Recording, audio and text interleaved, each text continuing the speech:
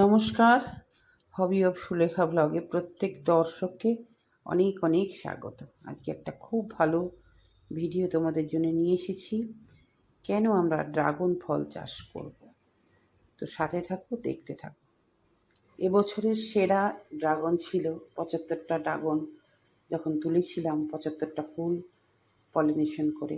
Video dragon চাষ করতে করতে বিশেষ অভিজ্ঞতা লাভ করেছি। সেই অভিজ্ঞতাগুলোই হবি অফ সুলেখা চ্যানেলের মাধ্যমে বা হবি অফ সুলেখা ব্লগ চ্যানেলের মাধ্যমে আমি সেগুলো শুধু দর্শক বন্ধুদের সামনে তুলে ধরতে চাই। দর্শক বন্ধু, যেটা আমি হাতে করে করছি, সেটার সুফলটা পাচ্ছি, সেইটাই তোমাদের কাছে দিতে চাই।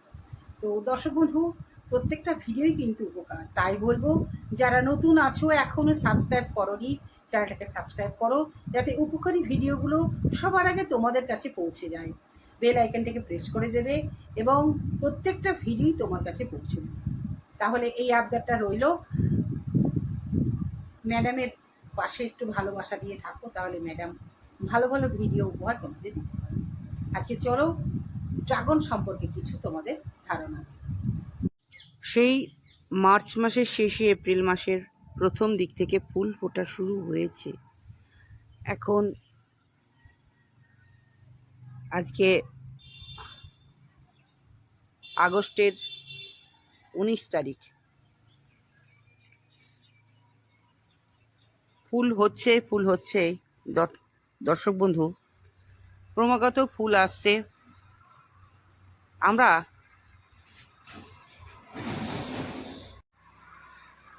অনেকের বাড়িতেই ড্রাগন চাষ করি। কেউ কি জানো যে ড্রাগন চাষ কেন করে মানুষ? আরও তো অনেক ফল আছে, সব বাদ দিয়ে ড্রাগন চাষ কেন করে?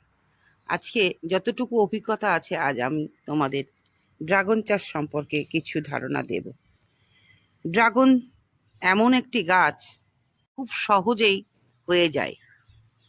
আপেল বলো, আঙুর বলো, লিচু বলো, আম বলো, অত পরিচর্যা লাগে না। তা প্রথমেই যেটা হচ্ছে, পরিচর্যা একদমই নেই। সাধারণ মাটি আর গোবর সারে বসিয়ে দিলেই হয়ে গেল, আর কিছুই নেই। মাঝে মাঝে একটু আগাছা দমন করে দিতে হবে। এইটাই হচ্ছে সাধারণ মানুষের কাছে। এবার বাণিজ্যিক হিসাবে যারা চাষ করছে, তাদের ব্যাপারটা আলাদা। তারা প্রচুর পরিমাণে এই ড্রাগন নেওয়ার জন্য অনেক চেষ্টাই করে। আমিও করি, সে জৈব করি, রাসায়নিক করি, দুইভাবেই আমি করার চেষ্টা করি।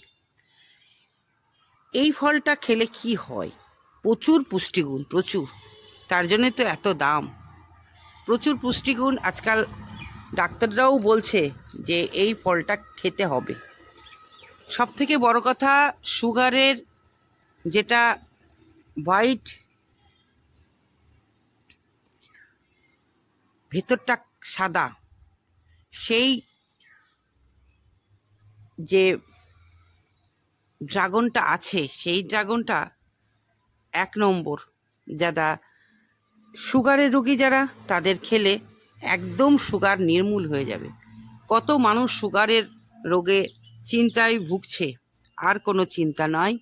তোমরা এখন সাদা যে ড্রাগনটা আছে, ভিতরটা কাটলে সাদা হয়, সেই ভিয়েতনাম হোয়াইট, সেই ড্রাগনটা নিয়ে এসে খাও, দেখো কত সুন্দর।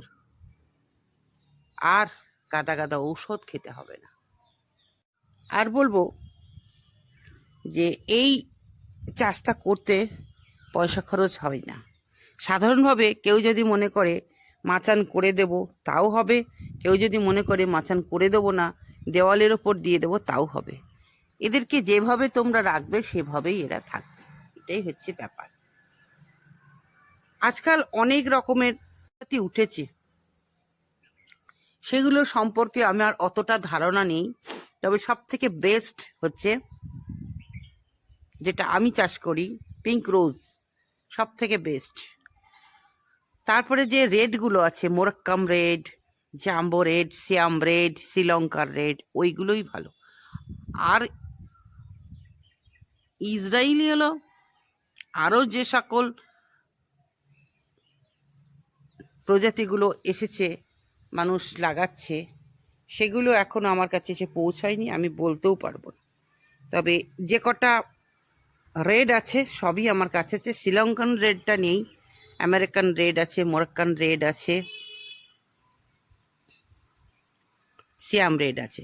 3টে রেড আমার কাছে আছে, পিঙ্ক রোজ 4টে, American queen, American ball, Taiwan, এই 7টা প্রজাতি আমার কাছে আছে। কিন্তু কোনটা কোন প্রজাতি আমি বলতে পারবো না দর্শক বন্ধু। আমি খুব শখ করে ইসরায়েল ইয়েলোটা নিয়ে এসেছিলাম, এখনো পর্যন্ত হয়নি। হয়তো ডালটা আমি ঠকে গেছিলাম, তো এবার যাব, গিয়ে নিয়ে আসবো।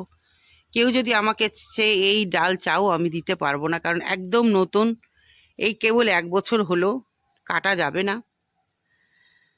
পরের বার হয়তো আমি কাটতে পারবো, কিন্তু কোনটা কি আমি বলতে পারবো না, এখনো সেটা রপ্ত করতে পারিনি। আবারও এবছর নিয়ে এসে পাট করে লাগিয়ে তারপরে। এই হলো আজকে তোমাদের যেটা বলতে শুরু করেছিলাম বা এখনো বলছি, যে ড্রাগন চাষ আমরা কেন করব। অতি সহজে যদি আমরা বেশি পুষ্টি পাই তাহলে কেন করব না, তাই না? হ্যাঁ, তবে এই যে ড্রাগন চাষ আমি এখানে করেছিলাম, অতটা পরিকল্পনা মাফিক করিনি। এখন বুঝতে পারছি যে এর ভেতরে যেতে গিয়ে আমার ভীষণ কষ্ট হচ্ছে, তাই নিচে যে ড্রাগনটা আমি লাগাবার চেষ্টা করছি আর সেটা কিন্তু একটু পরিকল্পনা করে করতে হবে, না হলে এই যে ড্রাগনের ভেতরে যাওয়া, পরিষ্কার করা, তাদের দেখাশোনা করা, সেগুলো আমার খুব সমস্যা হচ্ছে। আর ড্রাগন চাষে কোনো লেবার টেবার কিছুই লাগে না, সম্পূর্ণ নিজেই করতে পারবা। বিশেষ করে আমি তো ফলের ক্যারেটে করেছি, যারা গ্রাউন্ডে করো তাদেরও কোনো সমস্যা নেই। অতি ইজি, মানে অতি ইজি, অতি সহজে যদি আমরা কোনো পুষ্টিগুণ সম্পন্ন কোনো খাবার পাই, কেন করব না? সেই জন্যেই জোর দিয়েই বলছি এইটা আমরা করতেই পারি। আর একটি মাত্র ডাল লাগালে 2 বছরের মাথায় অনেক ডাল হয়ে যায়, নিজেও লাগাতে পারবে, মানুষকেও দিতে পারবে। এই জন্যেই আমরা ড্রাগন চাষ করব। তাহলে বুঝতে পারলে তো দর্শক বন্ধু, যে ড্রাগন এমন একটা ফল, এটা অতি সহজে হয়, তাই আমরা লাগাবো, এবং অতি পুষ্টিকর। এটাই হচ্ছে মেন পয়েন্ট। এবার ড্রাগন চাষ করতে গিয়ে কি কি লাগবে না লাগবে অবশ্যই আমি যে দ্বিতীয় প্রজেক্টটা করছি তোমাদের সুন্দর করে বলে দেবো। ওইভাবে একবার খাবার দাও, আর বারবার খাবার দিতে হবে না। আর সব থেকে বড় কথা, এটার মালচিং, এটা লাগানোর সময় কি খাবার দিতে হচ্ছে, 12 মাস কিভাবে জল দিতে হচ্ছে না দিতে হচ্ছে, সম্পূর্ণ তথ্য এই হবি অফ সুলেখার চ্যানেলে পেয়ে যাবে। যারা হবি অফ সুলেখা নিত্য দেখে তারাই জানে যে কতটা উপকারী ভিডিও এই চ্যানেলে ছাড়া হয়। এই চ্যানেলে সম্পূর্ণ উপকারী ভিডিওগুলো দেওয়া হচ্ছে, তোমরা দেখে নাও। যারা নতুন বাগানি তাদেরই বলবো, যারা পুরনো তারা তো জানেই যে ড্রাগন ফল কেন আমরা চাষ করব। দর্শক বন্ধু, প্রায় 2 মাস থেকে অনবরত বৃষ্টি পড়ছে, সেটা একটা তো সমস্যা। তার জন্য একটু নতুন করে রোগ দেখা দিচ্ছে, দেখছে তো মরিচা মরিচা রোগটা, সেটা একটা বিশাল সমস্যা এসেছে।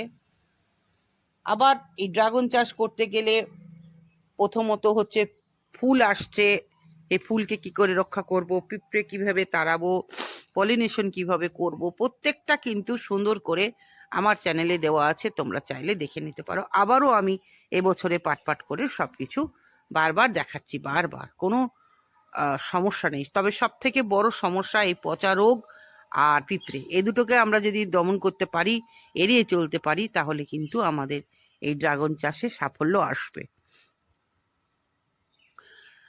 আমি এই নিয়ে 2 বছর হলো ড্রাগন চাষ আমার। তো গতবার 287 পিস হয়েছিল, এবছর মোট এখনো এতগুলো গাছে 100 পিস মাত্র তুলেছি। তাহলে বুঝতে পারছো তো ড্রাগনের এবার ফলন আমার সেরকম হয়নি। আর হচ্ছে, এখনো মোটামুটি নভেম্বর মাস অবধি হবে। এখনো পর্যন্ত আমরা শীতে এই ড্রাগন চাষ করতে পারিনি। যেটা পারিনি সেটা কেন বলবো, চেষ্টা করব, যদি করতে পারি নিশ্চয়ই আমাদের সাফল্য সেটা।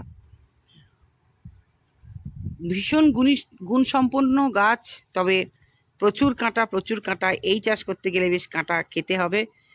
তো কোনো কিছু পেতে গিয়ে যদি কাঁটা খেতে হয়, সেটা আমি রাজি আছি, সেটা তো আমি প্রত্যেকবারই বলি তোমাদের দর্শক বন্ধু। তাহলে আজকে এইটুকুই, আবারও আসবো নতুন কিছু নিয়ে।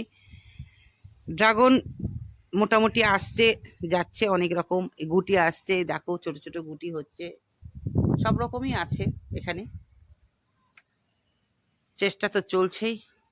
আমি একজন শিক্ষিকা, সবকিছু দেখাশোনা করেও এই ড্রাগন চাষ করি, তাতে আমার তো কোনো লেবার নেই, এটাই সমস্যা।